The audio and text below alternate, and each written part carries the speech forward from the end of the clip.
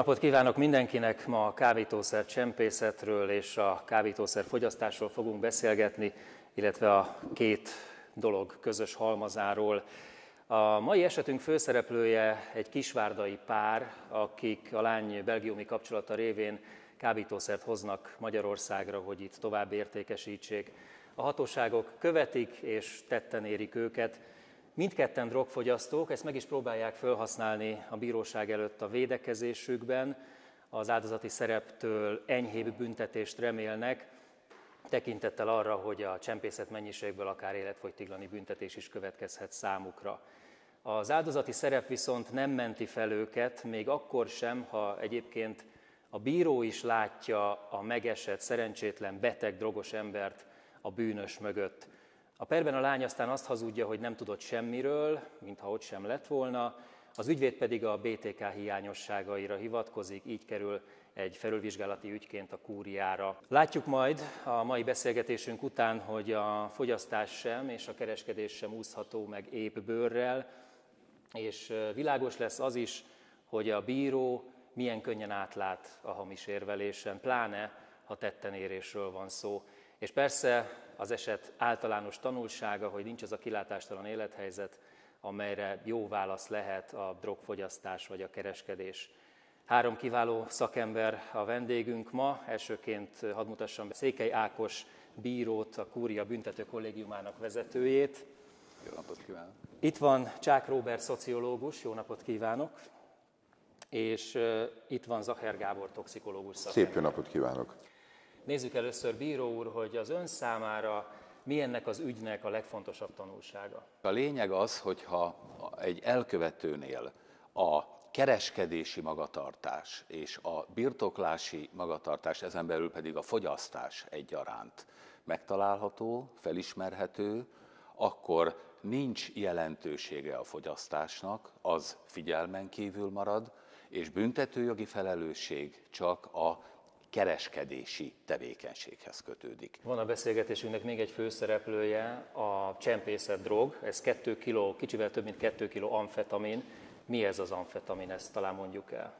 Ez egy stimulánsszer, egy régi jól ismert szer, szóval itt nem valamilyen új pszichoaktív szerről van szó. Ez a 2 kg mennyiség, ez azért nagyon sok. És most abszolút laikus nyelven fogalmaztam, ahogy bíró úr is mondta, gyakorlatilag ez a kereskedelmi mennyiség, ez már a különösen jelentős mennyiség kategóriába tartozik, ahol bizony a büntetési tétel eléggé jelentős tud lenni. Nem beszélve arról, hogy nem tartom azt életszerűnek, hiszen ez azért kábítószer használók körében ez nem egy bevált dolog, hogy egyszerre veszek magamnak 2 kilót, és aztán ott szépen azt ott kiporciózom, és ott beteszem a spájzba, és majd akkor minden nap, mint az öreg néni, a gyógyszerét szépen kihúzza a kis fiókocskából, aztán megeszi, és akkor előre bevásárolok magamnak, mit tudom én, egy 2 éves adagot, ez abszolút nem. Ebben biztos, hogy benne van a kereskedési magatartás. Az, hogy ő ebből magának szépen levesz valamennyit, ami esetlenként a napi használatához szükségeltetik, az abszolút életszerű, de az, hogy ez a 2 kiló, ez neki arra kell, hogy az elkövetkező 2-3 évben meglegyen a napi betevője. Ez gyakorlatilag azt gondolom, hogy sem laikus szempontból, sem pedig szakértői szempontból egyáltalán nem életszerű. Milyennek ismeri föl a szociológus az élethelyzetet? Ugye Kisvárdán gyakorlatilag azonnal lebuktak ezzel a csempészet mennyiséggel, valószínűleg a határtól már a hatóságok követhették őket, de hát a szociológus nyilván érdekli a párnak a társadalmi státusza, ennek az ügynek a háttere. Maga a fogyasztás, az ilyenkor lényegtelen, pedig ugye a kereskedelem és a fogyasztás azért abban különbözik, hogy a fogyasztásnál gyakorlatilag másnak nem okozok kárt, tehát az egy olyan cselekedet, amikor más abban nem érintett, a kereskedelem viszont lehet egy olyan cselekedet, aminek ugye vannak, nem tudom, kárvallottjai, vagy kapcsolódik, főleg azért, mert kapcsolódhat a szervezett bűnözéshez. A védekezésben a másodrendű vádlott arra hivatkozott, hogy magának lesz, nem tudott róla. Már elhangzott egy pár tényszerűen leírható dolog, hogy mi az, ami kizárja ezt az érvelést, vagy hamissá teszi ezt az érvelést, és persze volt ott egy elvárható haszon, ugye, amelyről a bíróság tudott, hogy itt a 2 érintett az mire számít, mármint forintálisan mire számít az ügyletből. Minden ügyben a bírói mérlegelés az a tényről tényre való következtetésen alapul. Tehát vannak történések a világban, ezeket tetten éri a hatóság, megállapítja, hogy volt telefon külföldre, kiutaztak külföldre, hazautaztak, benn volt a csomagtartóban a kábítószer. Ezek tények. És ezekből a történeti tényekből alakul ki az ítéleti tényállás, a történet, a sztori. És meg kell egy másik síkon vizsgálni, hogy ez a történeti tényállás fedésbe hozható-e a törvényi tényállással. Mi a büntetendő cselekmény? És ebben a konkrét ügyben az, hogy a másodrendű vádlott ismerte a belga személyt, hogy ő beszélt vele telefonon, utaztak ki kétségtelen az élettársával Belgiumba, jöttek haza, az kétség kívül nem állapítható meg, hogy ő pakolta volna be a 2 kiló kábítószert a kocsiba. De hogy a tények alapján tudott és tudnia kellett arról, hogy itt nem egy csekély mennyiségű kábítószer érkezik, ami esetleg pár heti adag, hanem itt 2 kiló jön, aminek az értéke 10 millió forintos nagyságrendekben mérhető, és arra is van adat az iratokban, hogy 600 000 forint tiszta hasznot reméltek az értékesítésből. Ilyen körülmények között megállapította a bíróság, más nem tehetett, hogy a másodrendű vádlott teljes tudással bírt a történeti tények tekintetében, tévedése föl sem merülhet. Nézzük tovább a vádlottak érvelését, amelyet a bíróságnak megpróbáltak eladni.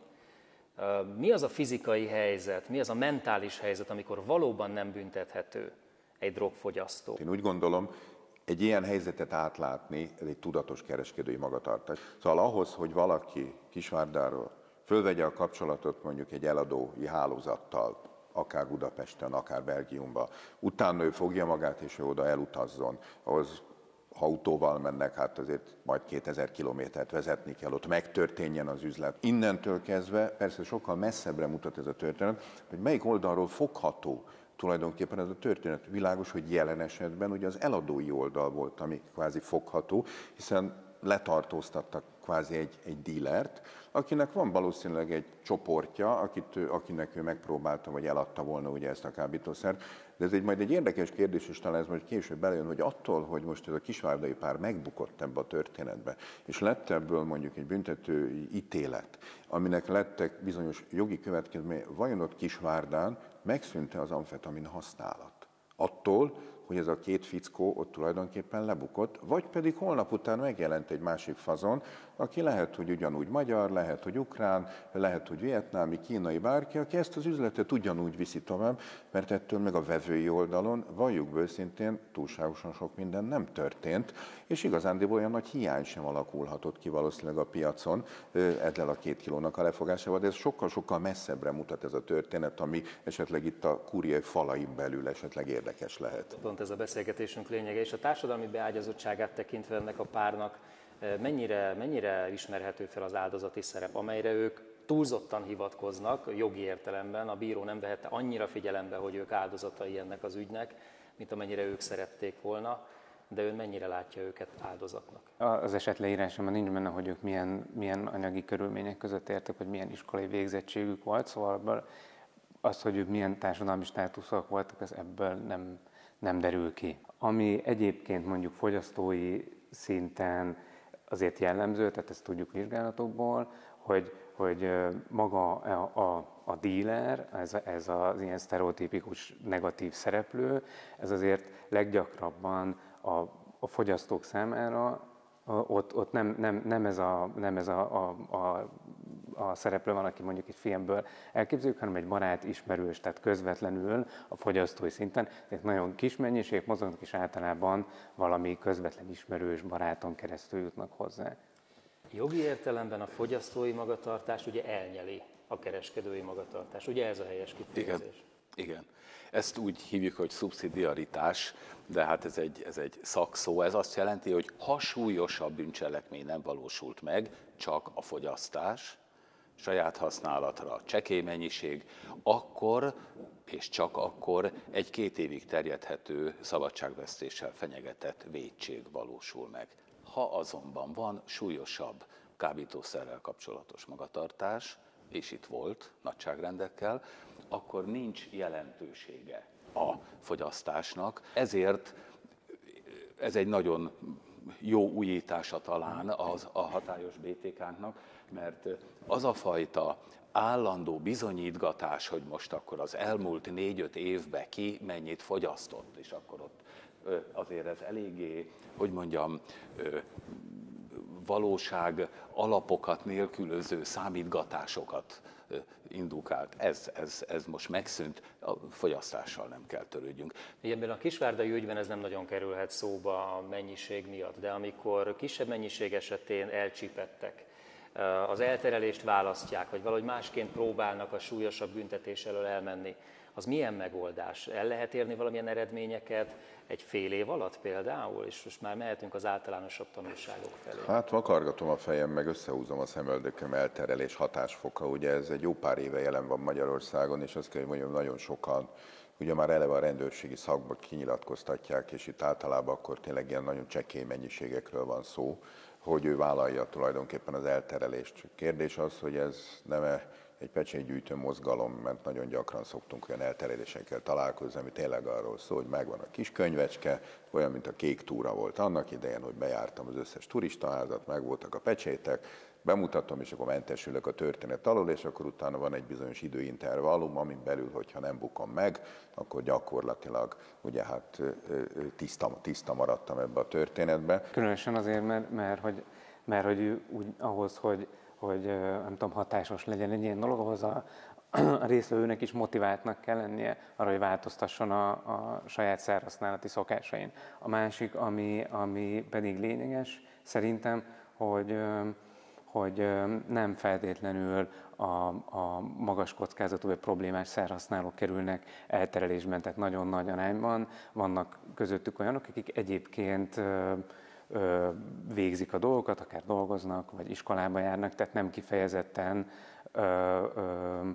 problémás, hanem egy ilyen rekreációs szerhasználat van. Igazából ez jogalkotási kérdés, nem pedig jogalkalmazási kérdés, tehát nekünk kormányrendeletben, törvényben, BTK értelmező rendelkezésben megvan, hogy a tiszta hatóanyagtartalom mikor különösen jelentős vagy csekély mennyiség. Hadd mondjam, hogy a mi vádlottunk 5 év börtönbüntetést kapott, 5 év az a törvényi minimum, 5-től életfogytiglanos a büntetési tételkeret, ráadásul fegyházfokozat a törvényi előírás, de ő börtönfokozatot kapott, tehát úgy tűnik, hogy nem a törvény szigorát alkalmazták a másodrendű vádlottunkkal szemben. Folytassuk ezzel a kirótt büntetéssel. A szociológus milyennek ítéli ezt a büntetést? Elegendő, elrettentő mindazok számára, akik hasonló cipőben járnak? Az, hogy a jog hogyan szabályozza ezt a kérdést, az nem attól függ, tehát hogy ebben nincsen egy természettől fogva való igazság, hogy ez milyen büntetést kéne kapjon valaki. Ez jelen pillanatban Magyarországon a döntéshozók által hozott szabály. Tehát, hogy ez attól függ, hogy ők mit gondolnak arról, hogy a kábítószer használat az büntetendő vagy sem. És azt gondolom, hogy egy ilyennek, hogy ez a két ember ugye lebukott ezzel a 2 kg amfetaminnal, ez mit mutat? Az, hogy Kisvárda és környékén van lehetőség amfetamint eladni. Ennek különösebb visszatartó ereje nincsen. Világos, hogy valószínűleg a városba így szétterjed a pletyka, mert ez egy 2 kilós amfetamin fogás Kisvárdán, az nem egy mindennapos történet. De semmiféle olyan visszatartó ereje ennek a történetnek nem lesz, hogy azt mondjuk, hogy hűha, most ezek kaptak 5 év börtönbüntetést, hát én nem akarok 5 év börtönbüntetést, akkor inkább akkor elmegyek, mit tudom én, almát szedni majd napszámba, mint hogy most mondjuk ezzel foglalkozzam. Ennek sokkal-sokkal mélyebb társadalmi jelentőségei vannak, mint az, hogy most egy ítéletet így föl lehet húzni egy zászlón, és akkor Kisvárda fölött kiderül az ég, és akkor innentől kezdve Kisvárdán nincs kábítószer probléma. De hát ugye valamilyen válasz, jogi válasz, hogy mégiscsak adni kell arra a helyzetre, amit a kábítószer okoz, és akkor nézzük az általános tanulságokat, hogy mégis Mi az, amit ki tudunk olvasni ebből az ügyből? Melyek a tipikus helyzetek, amelyek a védekezésben elhangzottak? Egy mondattal előrébb kell kezdeni, hogy volt egy elsőfokú eljárás, egy másodfokú eljárás, és volt itt a kúrián a felülvizsgálati eljárás. És a felülvizsgálati eljárásban itt már tényeket vitatni nem lehet. Itt már az irányadó tényállás számít, és azt már nem lehet arra hivatkozni, hogy nem is tudtam semmiről, nem is annyi volt, nem voltam képben. Tehát itt már csak jogi reparációban lehet bízni. A védelem arra hivatkozott, hogy a vád sem volt törvényes, nem vizsgálták végig a fogyasztás oldalát, ilyenekre hivatkozott, ez nem volt alkalmas arra, hogy felülvizsgálatban megállja a helyét. A másik irány, hogy a bizonyítékok láncolata alapján megállapítható-e a vádlott, a másodrendű vádlott tudattartalma, hát ez szintén már eldőlt az első-másodfokú, tehát alapeljárásban. Ebben az érdekes, hogy miért születnek pont ilyen szabályok esetleg, és hogy hogyan vetíthető ez ki arra, hogy mondjuk a közegészségügyi szempontok ebben érvényesülnek-e vagy sem, de ez egy messzire vezető dolog, ez nem a jelenlegi szabályok értelmezése, hanem egy hosszú távú stratégia része esetleg. Toxikológus szakember viszont valószínűleg vágyna arra a helyzetre, hogy amfetaminnal legyen dolga nap mint nap, mert legalább ismeri a hatásokat, nem? És ehelyett viszont itt már designer drogokról kell Persze, beszélni. napjaink világa az döntő módon már megváltozott természetesen, de visszatérve mondjuk az előző kérdéshez, szerintem ami ebből legalábbis társadalmi szempontból borzasztó fontos, hogy a törvény az életünkben egy keretrendszert biztosít, azon belüli mozgást. De nem ez fogja megoldani a kábítószer problémát. Szóval attól, hiszen vannak a világban olyan országok, ahol mondjuk a kábítószerrel kapcsolatos ilyen bűncselekményt szó nélkül halállal büntetnének, de mégis ugyanúgy jelen van. Magyarán szóval a törvény keretrendszert ad, próbáljunk ezen keretrendszeren belül mozogni, de ne egy törvénykezéstől akár szigorítva, akár enyhítve várjuk azt, hogy ez a magyarországi európai világkábítószer problémát meg fogja oldani, hiszen vannak olyan országok, ahol mondjuk a fogyasztás az nem büntetendő, de ott sem tudták nullára redukálni ezt a történetet. Magyarán szóval sajnálatos módon ki kell jelentenünk, hogy meg kell tanulnunk együtt élni a kábítószerekkel, de világos, hogy az lehet a cél, hogy minél kevesebben hozzanak rossz döntést az életükbe, és nyúljanak hozzá ezekhez a szerekhez. De amire ugye ön is rákérdezett, ez a mai világ, ez már nem mindig az amfetaminról szól. Ez olyan újfajta vegyületekről szól, amelyekről azt kell, hogy mondjam, hogy semmit nem tudunk. Már úgy semmit nem tudunk, hogy szó szerint semmit nem tudunk, ismerünk egy szerkezeti képletet, ismerünk némi fizikokémiai tulajdonságot, és itt van ez a cucc kint Budapesten, Kisvárdán, bárhol megvásárolható, és mondjuk, ha megbukik egy ilyen, és egy zacskót megtalálnak, akkor gyakorlatilag ott jön a következő kérdés, ugye, amit joggal tesz fel első körben a rendőrség, ugyebár a szakértők felé, hogy az az X milligramnyi mennyiség, ebből az új szerből, amit 3 hete gyártottak le Kínában, erről mit tudunk? És azt kell, hogy mondjam, hogy semmit az ég a világon. Ugye a szakértő ilyenkor nincsen egyszerű helyzetben, hiszen ugye a hatóság, rendőrség, ügyészségi bíróság azért fordul hozzá, hogy tessék már megmondani, hogy itt van ez az ekkora cucc, most én akkor hogyan járjak el ebbe a dologba, és nagyon nehéz ilyenkor egy olyan szakértői véleményt hozni, ami részben szakmai szempontból is megfelelő, részben pedig ugye hát a realitások talaján megmarad, és ilyenkor más szerekhez próbál az ember hasonlítgatni, próbál ugye a Darknetről információkat szerezni, de azt kell, hogy mondjam, hogy azért ezek megoldható történetek, szóval nem lehetetlen, de ettől még azt kell, hogy mondjam, hogy hihetetlen lemaradásban vagyunk a szerek előállításához képest. De azért azt hadd tegyem hozzá, hogyha már a jogi szabályozásról van szó, hogy ezeknek az új pszichoaktív szereknek a megjelenése és elterjedése, ez nem független a jogi környezettől.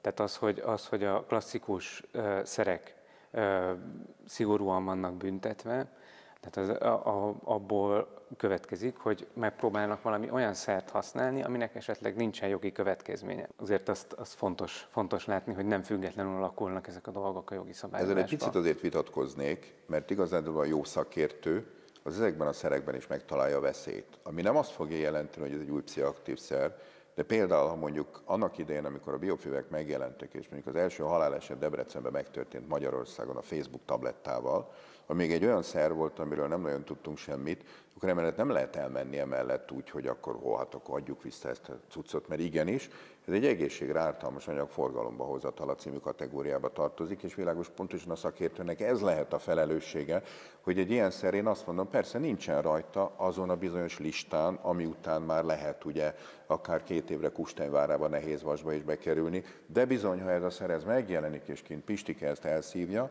akkor igen, Pistikének benne van a pakliában az, hogy ebbe a történetbe bele fog akár halni. És azt gondolom, itt jön a szakértő felelősség, hogy ezeket a szereket nem szabad elengedni. Azért jönnek ki az új szerek, legalábbis a véleményem szerint, mert az emberek mindig valami újra is vágynak, ez a saját hülye kíváncsiságunkon alapul, hogy még ezt is kipróbálom, azt is kipróbálom, és annak idején, amikor Sulgin legalább 250 féle újfajta szert kreált, akkor ezt nem a saját jókedvéért is kreálta, részben a saját szakmai kihívása miatt, részben azért, mert a szemben állók, akik vele voltak kapcsolatban, azok azt mondták, hogy fú, ez ilyen volt, meg ezt láttam, meg azt láttam, meg azt láttam. Ebben benne van az emberi kíváncsiság is, ami jelen esetben akár rossz fele is viheti a történetet. Ugye a korábbi BTK-nk az 1978-as volt, tehát pont 40 éves. Ez alatt a 40 év alatt a kábítószeres bűncselekmények minősítése és gyakorlata hát rengeteg ívet leírt. És azt kell mondjam, hogy semmi pozitív előrelépést nem eredményezett a mi szemüvegünkön át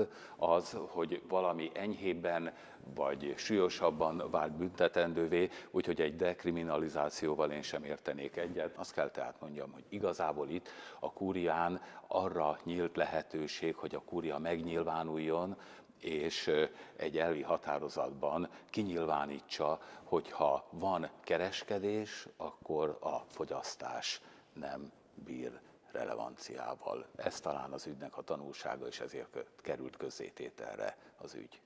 Zaher Gábor toxikológus, Csák Róbert szociológus és Székely Ákos, a Kúria büntető kollégiumának vezetője, köszönjük az elemzést, önöknek pedig köszönjük a figyelmet.